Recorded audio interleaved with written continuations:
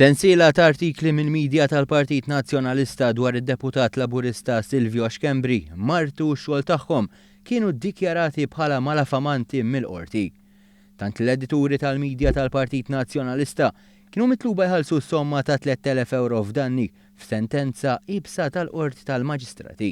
Dawn l-artikli kienu bbażati fuq kampanja li kien għamel Partit Nazzjonalista fil-konfront ta' numru ta' deputati Laburisti u uffiċjali pubbliċi oħra fejn għajjarhom li laħqu għax tal-qalba. Lil Xkembri l-midja tal-Partit Nazzjonalista ġieli qaltlu li jkoll b'7 tiħluq u ġieli b'8. Iżda mill-provi rriżulta li l-irwoli tagħhom Xkembri żgur ma ħadhomx għax tal-qalba. Fil-każ ta' Mart Xkembri, avukat kien spjegat li l-impjieg tagħha mal-MFSA ħaditu wara proċess kompetittiv. Dan wara li diġà kienet ħadet sehem fi proċess kompetittiv f'entitajiet oħra għalkemm ma ntażlitx. Il-qorti nnotat kif intażlet għax kellha l-kwalifiki kollha. Minħa l-oħra fil-każ ta' Xkembri kienu spjegati l-irwoli diversi tiegħu, fosthom kif sar lecturer l-Università fl-2011 u għalhekk żgur mhux għax tal-qalba jew kif ma jitħallas għall-irwol tiegħu bħala chairperson ta' Responsible Gaming Foundation.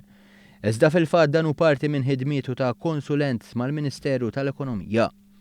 Il-qorti għamlitha ċara li dritt tal-libertà tal-espressjoni mhuwiex liċenzja biex tħammeċ ir-reputazzjoni ta' ħaddieħor u mbagħad tipprova tistaħba wara dan id-dritt. U għalhekk ikkundannat lill-midja nazzjonalista.